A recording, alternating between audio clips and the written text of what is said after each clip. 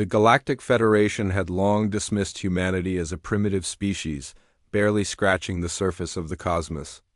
But that was before they learned the true meaning of warrior. Before they witnessed the raw, unrelenting power of the human spirit when unleashed. The galaxy's most fearsome armies, the Xiphons, the Vorthar, and even the towering Theric, had made their peace with humanity. They were no longer interested in testing Earth's military might, not after what happened on the barren world of Vera 6. Vera 6 was a forgotten colony on the outer rim of Federation space. The Federation's council had been using it as a testing ground for a new breed of warrior, genetically engineered from the galaxy's deadliest species.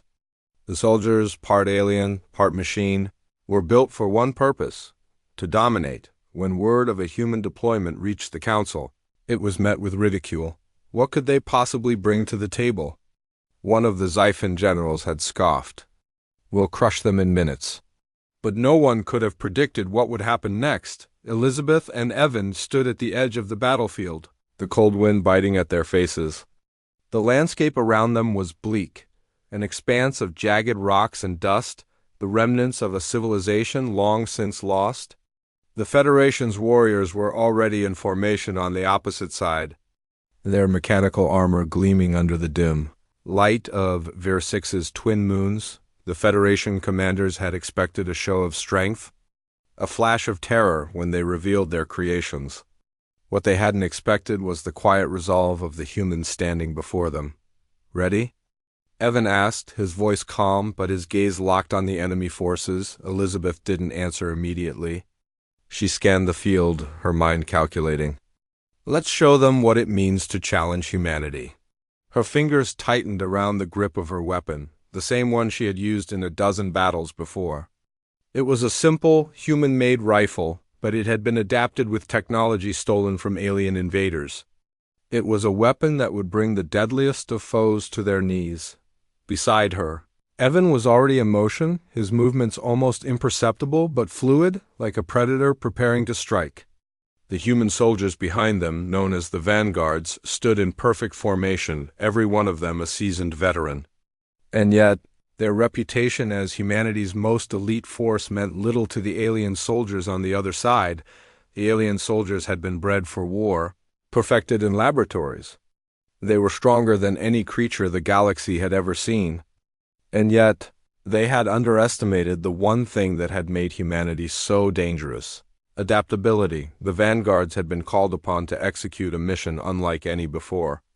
It wasn't just about survival. It wasn't even about victory.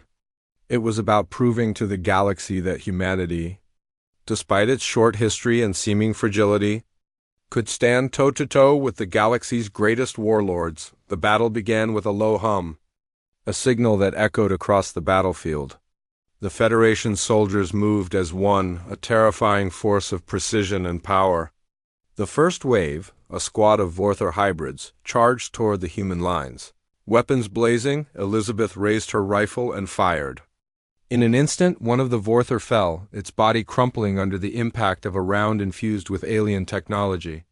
The soldier beside Elizabeth, a burly man named Jared, stepped forward and unleashed a volley of fire from his heavy blaster, taking down 3 more. Behind them, Evan moved like a shadow, his body melding with the environment as he silently dispatched a group of Xiphon soldiers attempting to flank the humans. His blade, a pristine example of human craftsmanship, sliced through their reinforced armor with ease. The alien soldiers dropping before they could even react. It was a massacre. The Federation forces began to fall back, their confidence shattered. Alien soldiers that had been engineered to be unstoppable were now being torn apart by human tactics, human grit, and human weapons. The battle continued for hours, but the result was inevitable. The Federation soldiers could not adapt, could not think the way humans did. They were machines, while the vanguards were a living, breathing force, driven by instincts, intelligence, and the sheer will to survive. Elizabeth and Evan stood at the heart of the battlefield, breathing heavily but unbroken.